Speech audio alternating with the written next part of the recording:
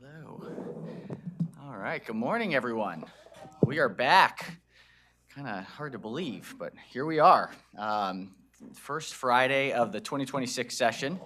It is a pleasure to be back with you all. This has been quite a few months since we've last been with each other, but this has been a really successful start to the last year of the term, and I'm excited to see the 449th legislative session kick into full gear. Let's see. So before we talk about the 2026 agenda, I just want to take a quick moment to take stock of where we have been and sort of set the scene for what is happening in the world right now.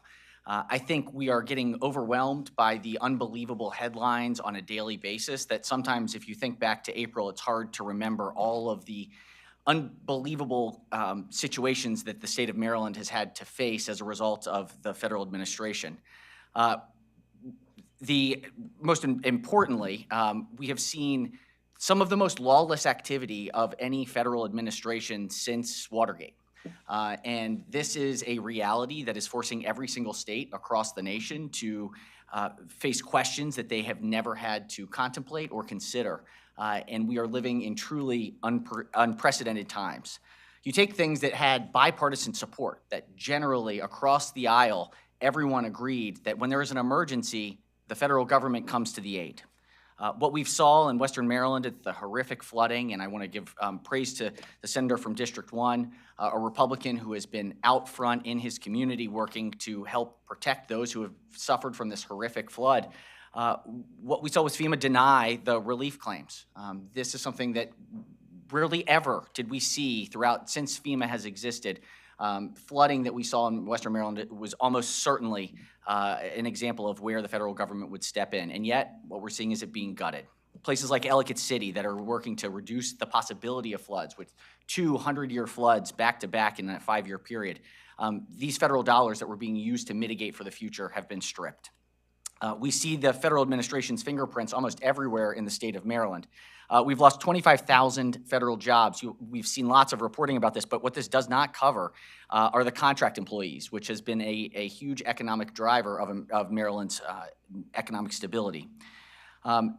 We've seen tariffs increase the cost of goods to all Americans and disrupt supply chains and increase inflation even further. Things that most economists across the aisle, from Republicans and Democrats, have said this is the wrong way to deal with prices. And these are some of the most perilous times that we've imagined. To the members, what I said and what I sincerely believe is good. These are the moments that matter. This is the time that we have an opportunity to show Marylanders that states are where we can deliver relief on the most pressing concerns. Ultimately, we have a core goal, which is to lessen the burden and set our state's residents up for success in all sectors. We're going to do that in 3 specific areas: through growth, affordability, and protecting Marylanders against an increasingly lawless Trump administration.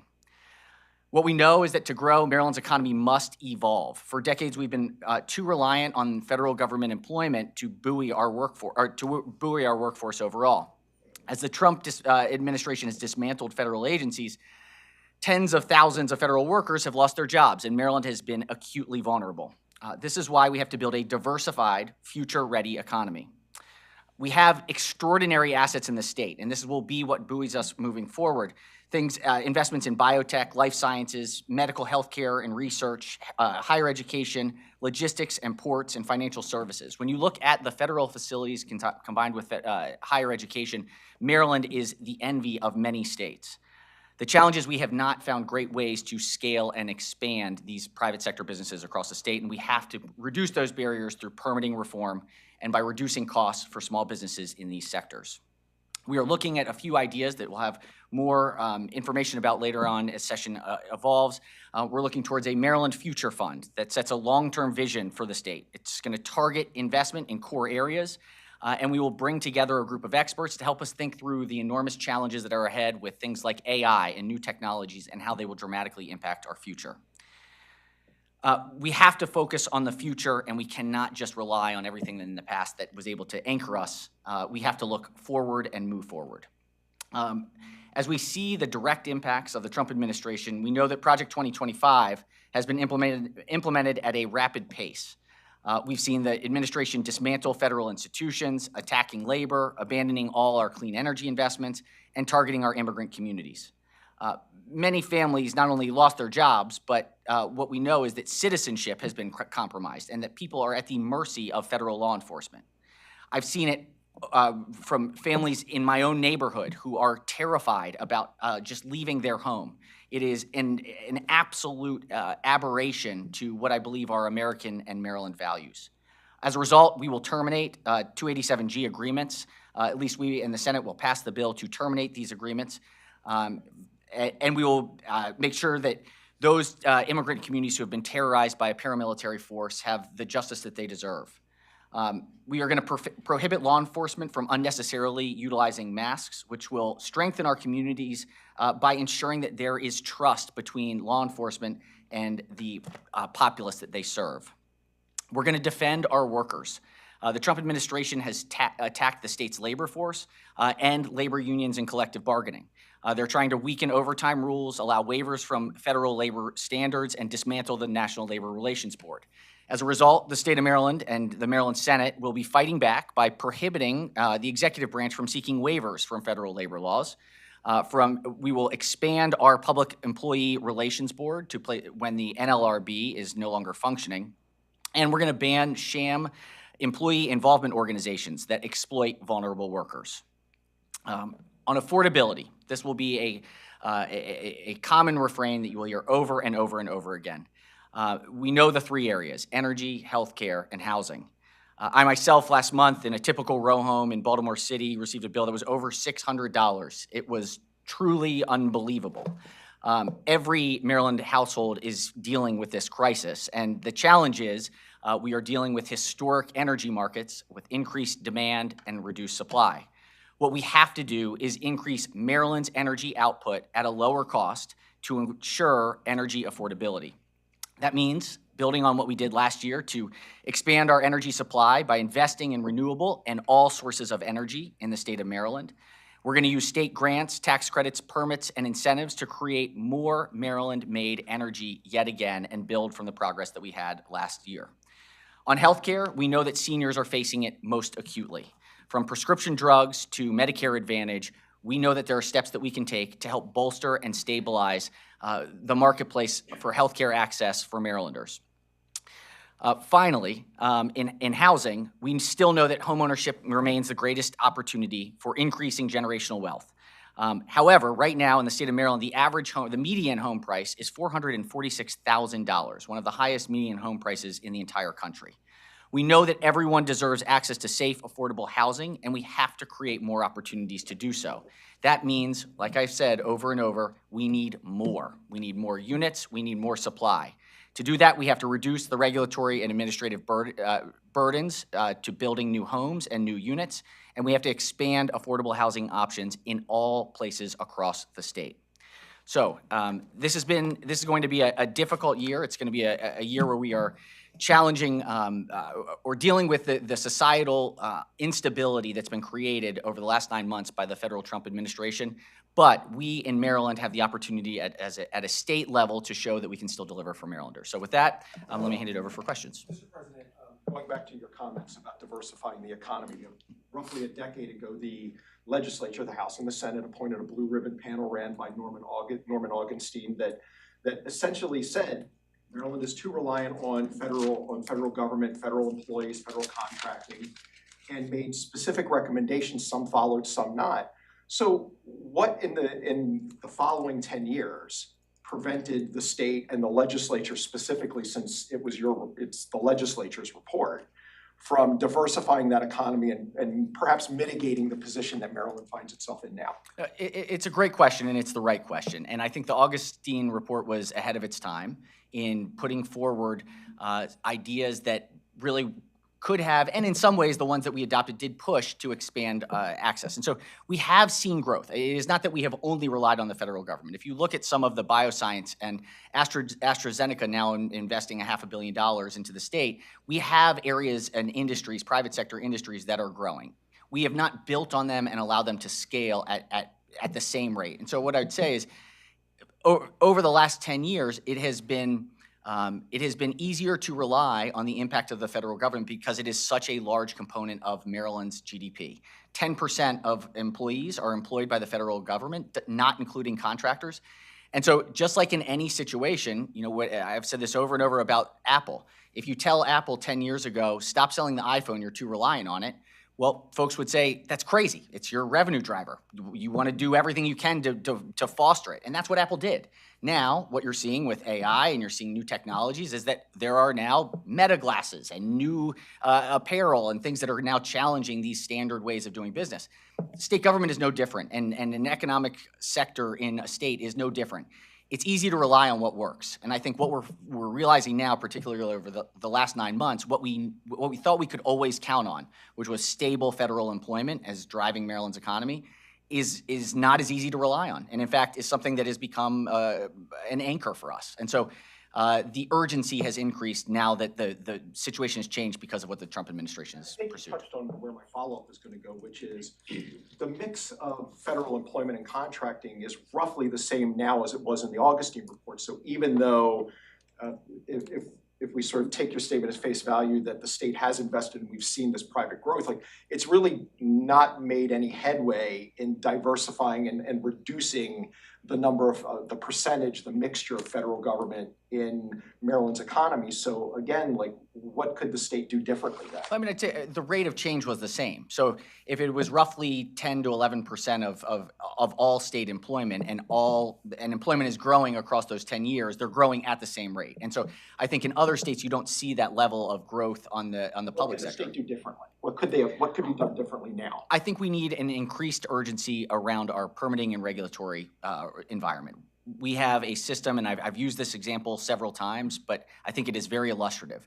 There is a grocer that has 12 grocers in the state of Maryland, particularly in the Baltimore region, who I met with recently, and every single year, just for one of those facilities, there are 39 permits that have to be renewed every single year, 39, just to continue operating as a grocery store. One of them included a nursery permit that almost was a $1,000 fine because the plants in the shop that were being sold to customers maybe had not been watered sufficiently, but was going to cost the business an additional $1,000, not just the lost product if nobody bought the plants because they were not watered. And so I think this is an example of the regulatory burden. Each one of those 39 probably was at one point made for a good reason. There was some health or safety or labor standard that made sense to move forward with that regulation. What we haven't done is step back to say, wait a second, if you are that individual end user, if you are a grocery store and you have 39 annual permits, why can't we reduce that to 5, 10, and combine and make it more efficient? And that is the cost of doing business, that well-intentioned ideas create increased time, and increased time in business is money. And so I think there is a real opportunity and urgency now for us to look where the state has permits that can help businesses, particularly Maryland businesses, to grow and scale. That's going to be where we're going to have our biggest benefit. Mr. President, you rattled off a number of things that the Trump administration has negatively impacted Maryland. Yesterday, Governor Moore met with U.S. Transportation Secretary Sean Duffy. Are you confident that the federal government is still going to pay for the full cost of the Key Bridge? I am. I'm looking forward to hear the details of the meeting. Everything that was reported seems very promising. The good news is that the repaying or the payment for the rebuild of the Francis Scott Key Bridge is in federal law. It's in statute. It is not through executive order or regulation that can be waived by the stroke of a pen. It would require an act of Congress to strip that funding. Should we be weary? I think we have to be. And I think every assumption of what we thought or we could assume about the relationship between the state and the federal government is now up for question. But given the conversation yesterday with the Department of Transportation, I'm hopeful that there is a recognition that the law will be followed and that the rebuild will move forward. Mr. President, along the same lines in what you were just talking with Brian about in terms of regulations, et cetera, one of the takeaways from the meeting is everybody's agreeing they want to expedite the reconstruction. Yes. Is there something the General Assembly can do safely to kind of cut through that red tape? Not to my knowledge. At this point, I don't know that there's any state-level restrictions in place that are slowing anything down. And a number of the issues that we saw with the escalated costs were actually our federal regulations, things about from the Coast Guard or from DOT itself that required enhanced protections around the pilings and a wider span so that the taller ships can get through and a higher bridge. And so those are where a lot of those increased costs came. Those are unfortunately federal regulations that the state doesn't have the ability to impact. If there are things that the state can do, we are ready and stand willing to do it immediately because we need the Francis Scott Key bridge rebuilt yesterday. Obviously, it must be done safely and thoughtfully, but it is the traffic congestion in the region, the impact on port communities and on the economy for the region because of truck traffic has been unbelievably dramatic, and it is a national priority and regional priority that it get rebuilt. Mr. President, on energy, you mentioned increasing generation by, changing tax credits and things, but I'm also curious about some of the bills that are addressing utility spending. There's, I think it's SB2 and HB1 addressing bonus payments to employees of public utilities. Is that something you support? Will that also be, these kind of broader utility regulations like rate of return and other changes to spending? Do you back those as well? I think we will look at every single policy that could possibly constrain costs and take it very seriously. Obviously, we have to do the hearings and understand the full impact of any change, but I think there are a lot of concerns about how utility rate hike approvals have happened. We started that conversation last year in the Next Generation Energy Act. One of the components that we added was the restriction so that utilities could not come back to the apple and say, well, we overspent, and so we want to be repaid for that and bake it into future rates. We prohibited that. It had been going on since we had multi-year rates, which to me was bonkers. And we were able to restrict it. Moving forward, it saved that one singular move saved about $75 million for ratepayers in the BG&E territory. So yes, we were going to take every single option very seriously. I think that folks are mad. I'm in neighborhoods knocking on doors every single weekend, and people are extremely frustrated. They don't want to hear how complicated energy markets are. They're just angry, and I get it. I feel the same way. So we have to respond to that. We do have to do it thoughtfully, and we have to do it in a way that is a real plan and not just lip service. It's got to have real policy and thoughtfulness behind it. And I believe we'll build on what we started last year and take on a number of efforts to make energy more affordable. To that end, you've mentioned kind of an all-of-the-above approach continually, and that could include natural gas. But Constellation is saying that a pipeline to their new gas site they're proposing would probably cost $800 million, and they'd want some kind of state support. What do you make of that? I mean, is it possible for the state to prop up something like that, or should it really be more cheaper forms of energy like solar and other renewables?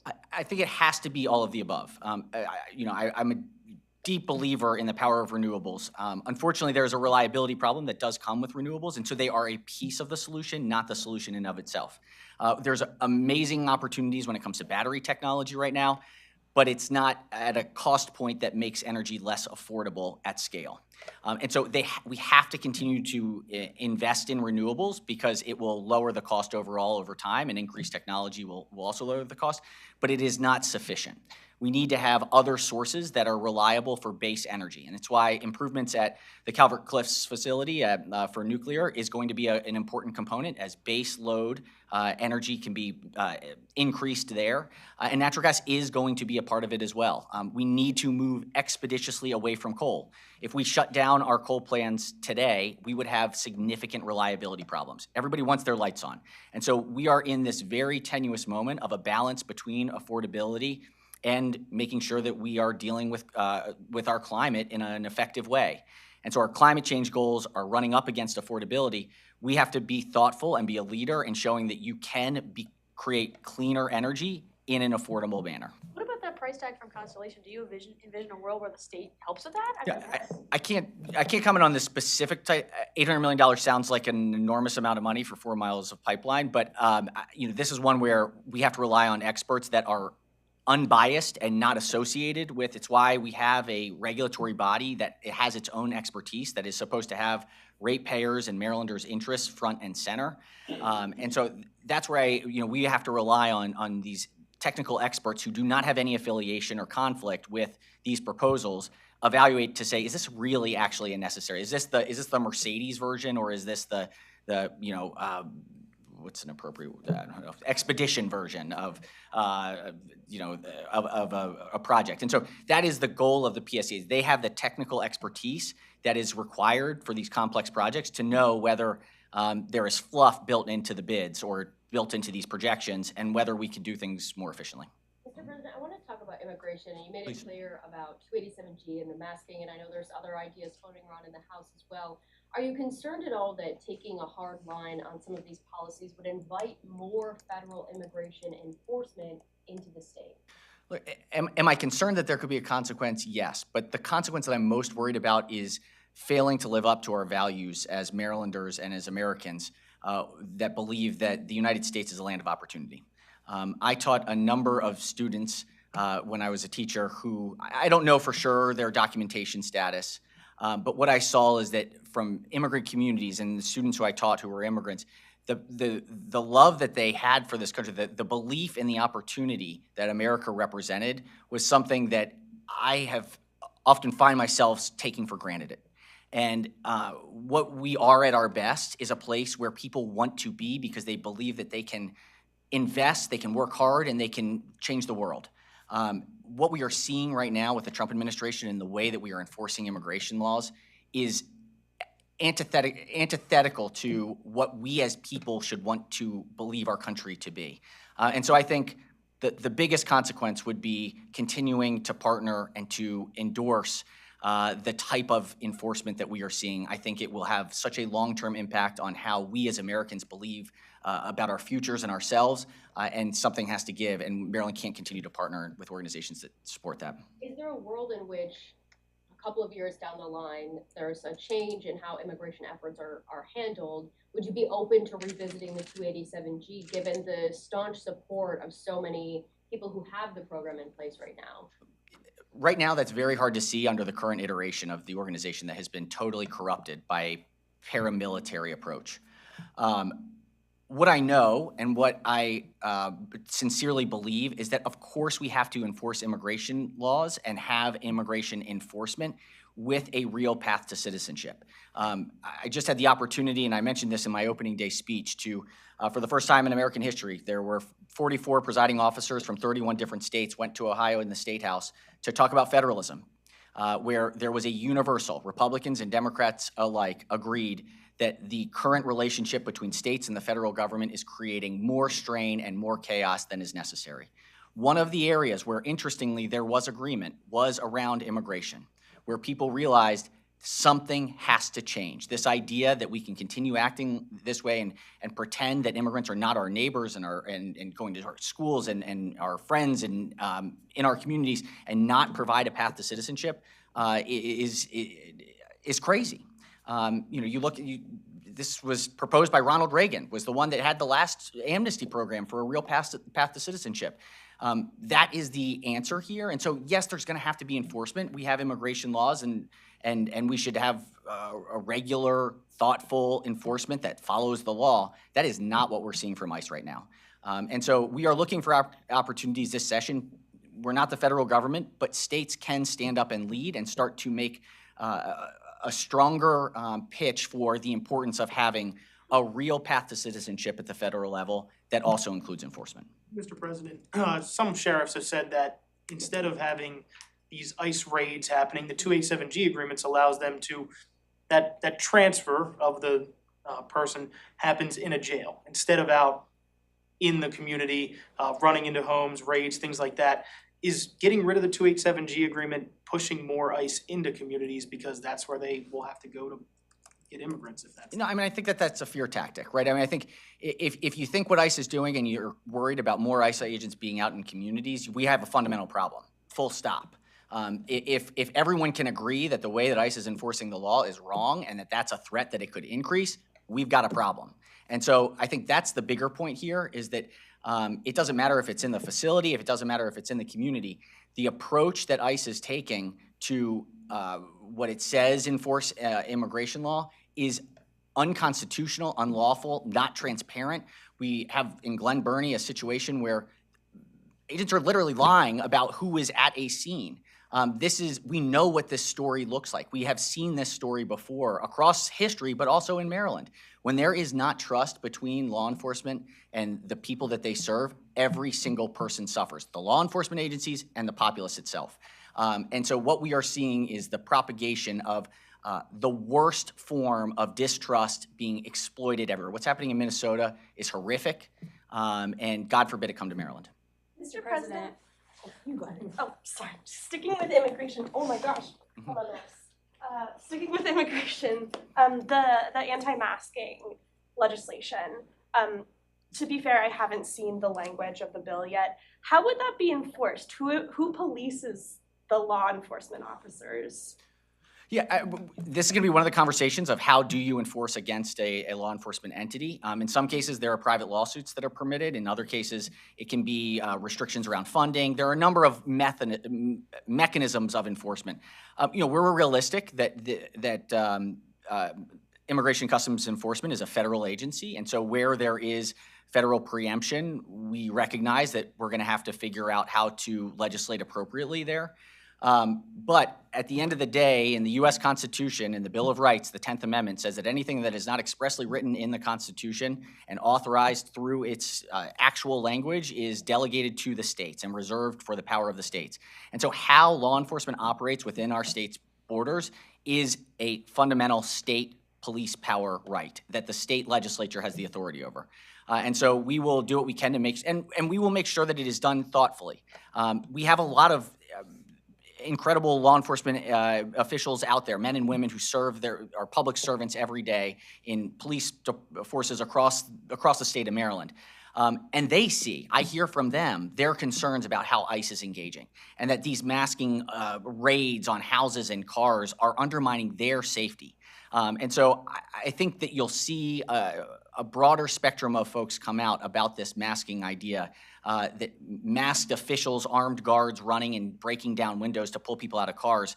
It's not what you see in the United States, except for now. And something's got to change that. And so we'll do the heavy lifting to figure out the constitutional way of putting those regulations in place.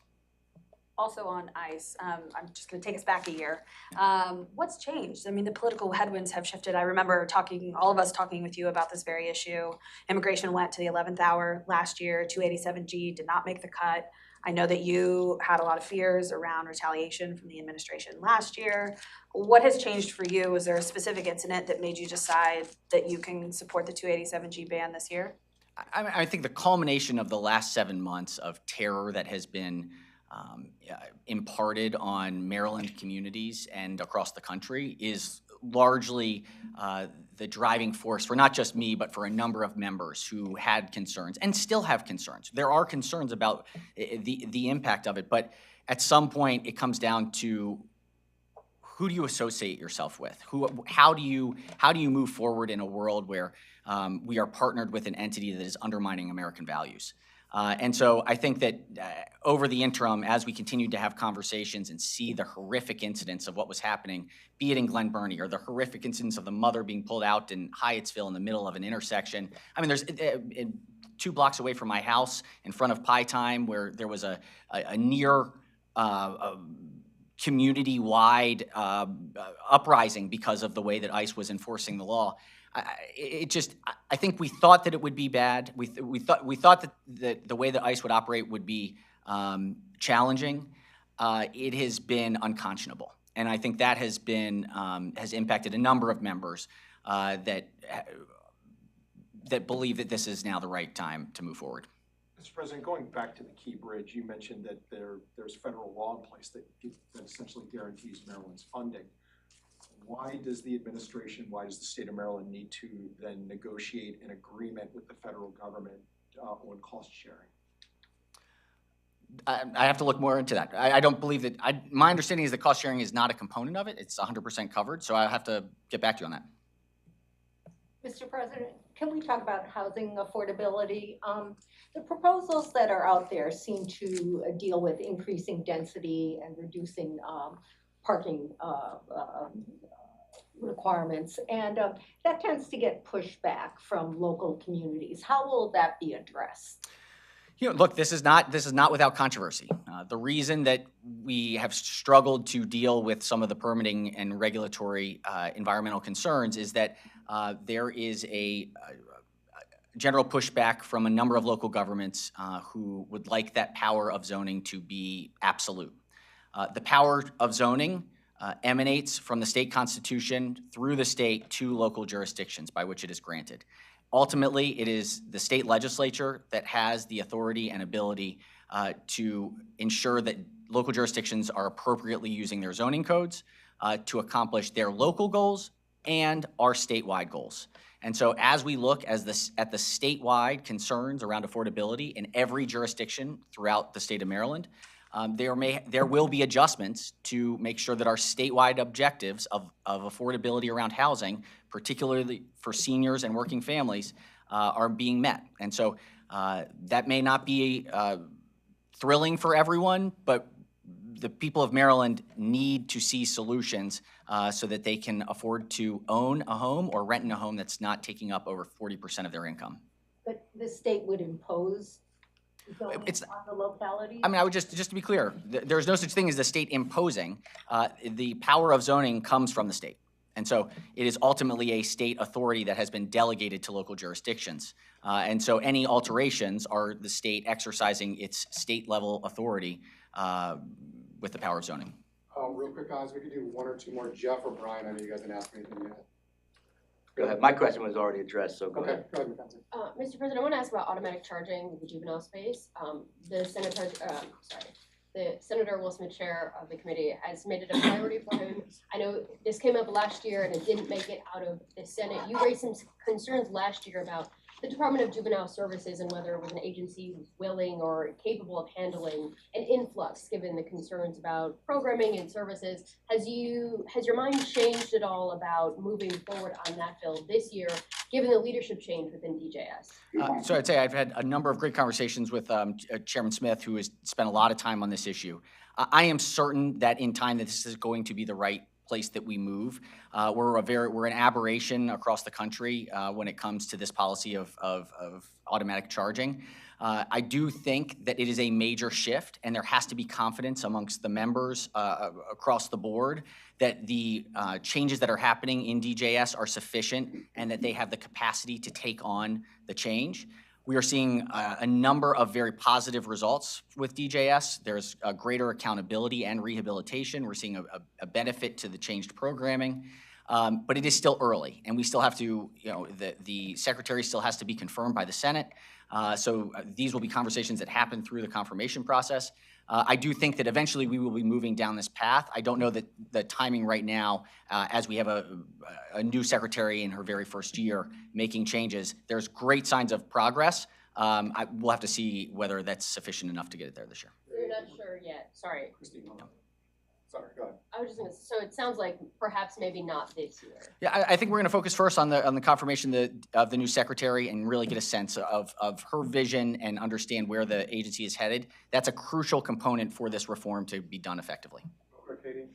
You talked a lot about the loss of federal worker jobs and contractor jobs. I've spent a lot of time talking to state employees who are also really, really frustrated about the safety of their workplaces, the literal structural buildings that they're working within, understaffing, overtime, and now they're, haven't come to a decision with the governor over their wage increases, and that's gonna be part of the budget discussions during session. Is there any plans to prioritize some of these issues that it's been a pretty steady drumbeat from state workers of concerns about the state of the government? Absolutely. And look, I think we saw our state workers really suffer from years under the Hogan administration, years of not having salary increases that kept up with inflation and fell significantly behind. Not all state workers. There were some of the collectively bargained unions that were seeing the cost of living increases that did keep up. But for those who are represented particularly by AFSCME and those state workers who are the bulk majority of our public servants who serve the state, they were held back. It's one of the major reasons that we passed in 2022 the constitutional amendment that allows the legislature to add additional funds is because we saw the impact on our state workers and the number of vacancies and the dollars that were being rolled over and not spent on making sure that there was appropriate staffing in agencies.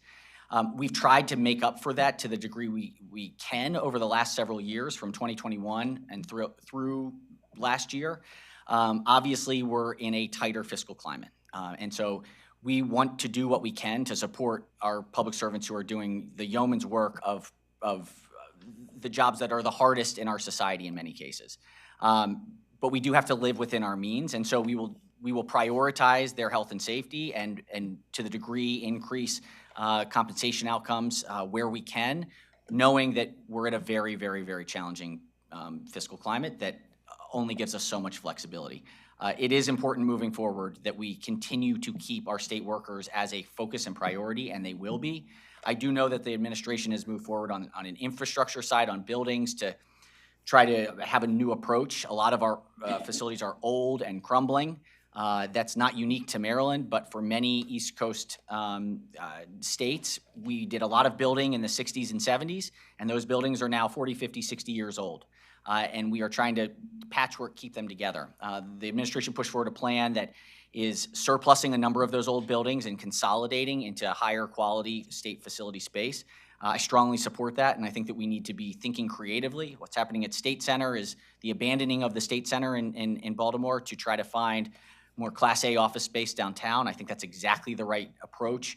We can't do it all overnight. We have a large, vast state government, but we have to be thoughtful and it's really important that we listen to state workers who have excellent ideas both on cost savings, on what are the most challenging infrastructure costs, and places where we can be more efficient overall. And so making sure that we have clear processes where state workers are helping to inform the decisions is essential moving forward. Thank you, Mr. President. Thank you all very much. Have a great weekend. Thank you.